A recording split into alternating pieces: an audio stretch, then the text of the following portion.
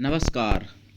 जया तंत्र मंत्र केंद्र में मैं आप सबका हार्दिक स्वागत एवं अभिनंदन करता हूँ।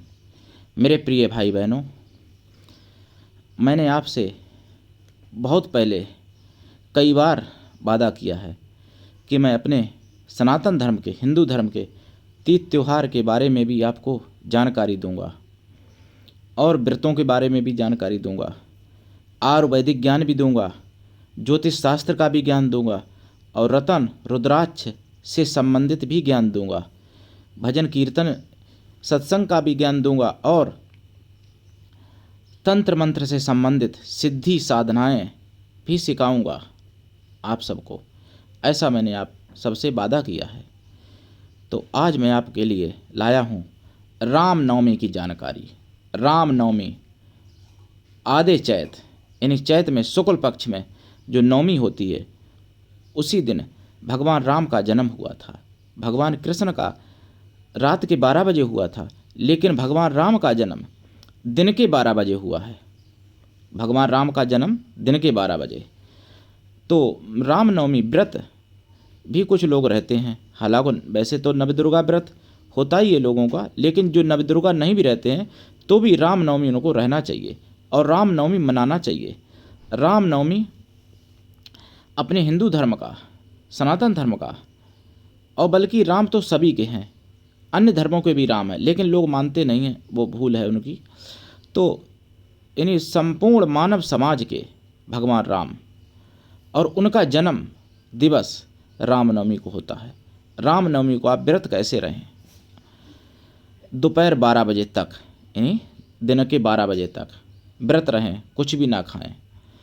जब 12 बज जाएं तो पूड़ी, हलवा, खीर या और जो भी भोजन हो आपके यहाँ, जैसी व्यवस्था हो, जो भी पकवान हो सकें, भगवान राम सीता को भोग लगाएं। राम सीता का यानी प्रसाद चढ़ाएं। मिष्ठान भी कुछ खोया का रख लें प्रसाद में, या पंचमेवा या कोई अन्न का प्रसाद, फल का प्रसाद, जैसी आपके पास व्यवस्था हो वैसा। और रामनवमी व्रत करें।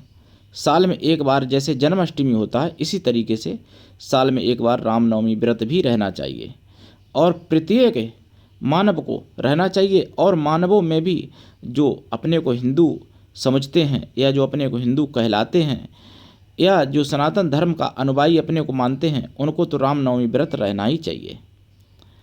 रामनवमी व्रत रहें और अन्न, फल, पंचमेवा, खोया की मिठाई का भोग लगाएं, घी का दीपक जलाएं, राम सीता की पूजा करें, लक्ष्मण की भी पूजा करें और हनुमान जी की भी पूजा करें। वैसे चारों भाइयों का जन्म उसी दिन होता है। चारों भाई उसी दिन प्रकट हुए थे, इसलिए चारों भाइयों का पूजन करना चाहिए। भरत, शत्रुघ्न और राम लक्ष्मण, इन चारों भाइयों का पूजन करना चाहिए।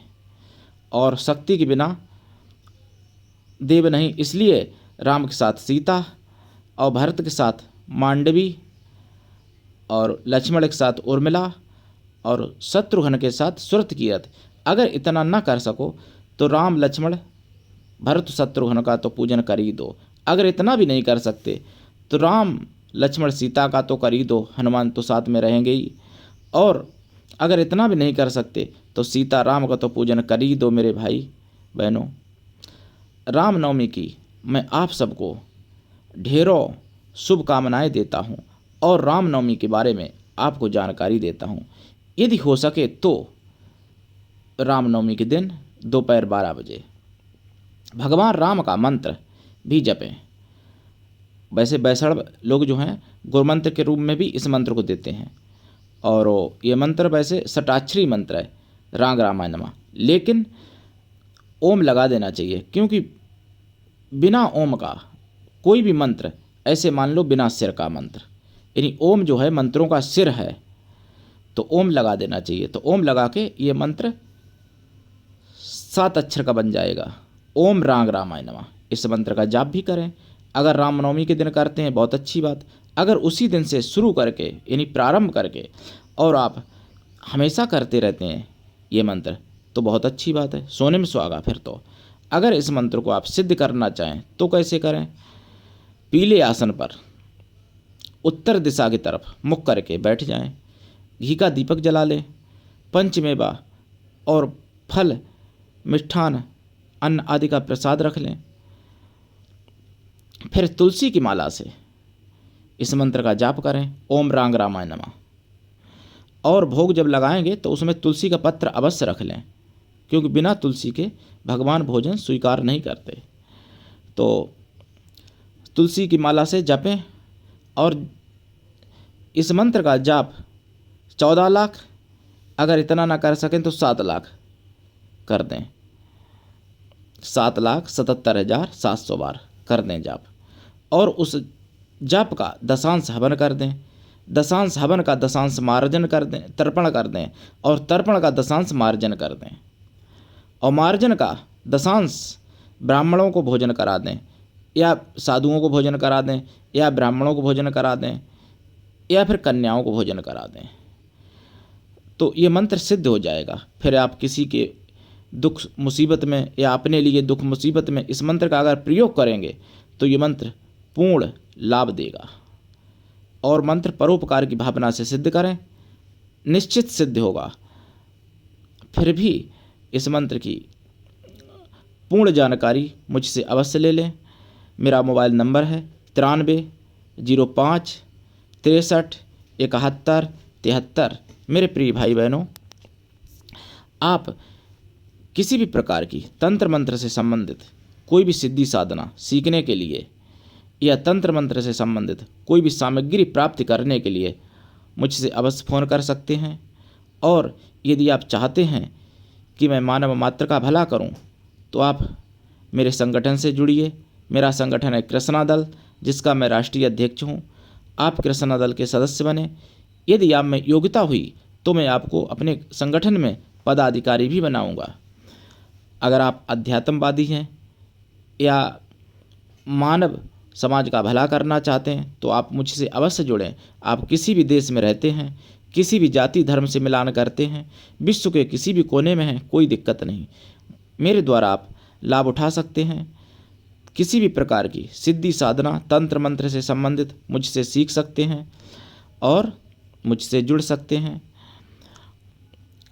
कोई भी सिद्धि साधना बिना गुरु की अनुमति के ना करें, और बिना गुरु के कोई भी जप तप पुण्य किसी भी प्रकार का फल नहीं होता जब तक कोई गुरु नहीं बनाता है। मैं ये नहीं कहता मुझे गुरु बना लो, आपकी इच्छा हो उसको गुरु बनाओ, लेकिन गुरु ऐसा हो जो शिष्य से कुछ भी ना ले, और शिष्य ऐसा हो जो गुरु को सब कुछ दे। और मैं तो ऐसा हूँ, मैं गुरु बनने का कोई शौकीन नहीं हूँ।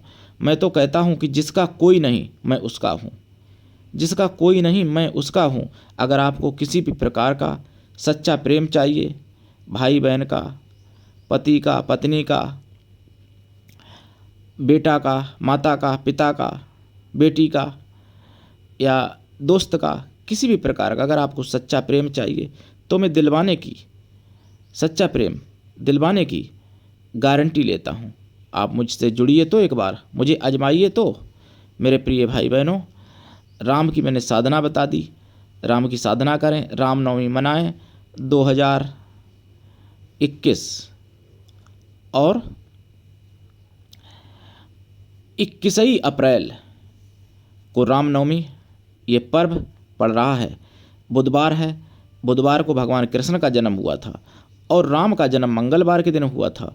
तो ऐसा संयोग पड़ रहा है कि बुधवार दिन है और रामनवमी है, यानी राम और कृष्ण दोनों संयुक्त एक महापर्व है जिसको बहुत कम लोग जानते हैं।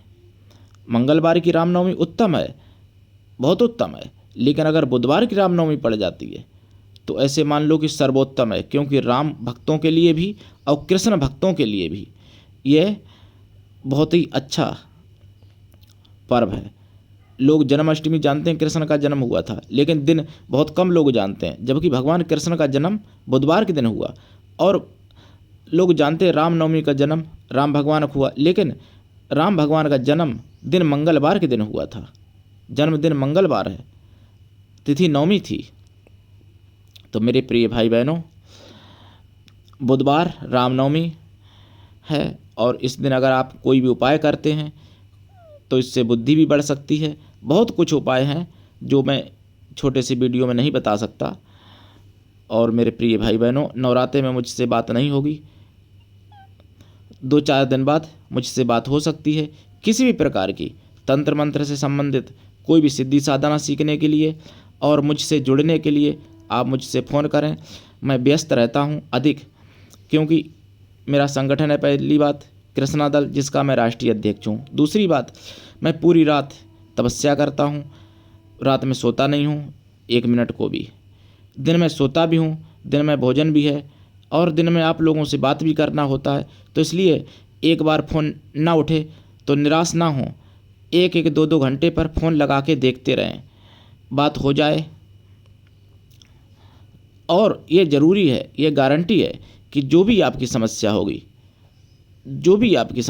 A to Z, उस सभी समस्या का मेरे पास उपाय है, और गारंटेड सॉलिड उपाय है। तो आज के लिए इतना ही। धन्यवाद। जय श्री राम।